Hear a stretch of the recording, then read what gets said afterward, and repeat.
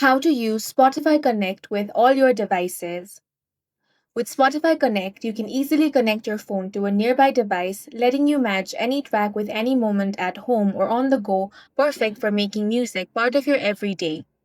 So, to do that, launch open the Spotify app on your device, or you can open up any web browser and head over to Spotify.com. Now, make sure to log into your account. Find the song that you want to play and tap on that. Once the song is playing, you will find this speaker icon. Simply tap on that. Now the connect option will show. It will now start to look for nearby devices. All you want to do is tap on that device to connect it. If this is the first time you're connecting to a device, make sure all your devices are connected to the same Wi-Fi so you can easily control what's playing right from your primary device.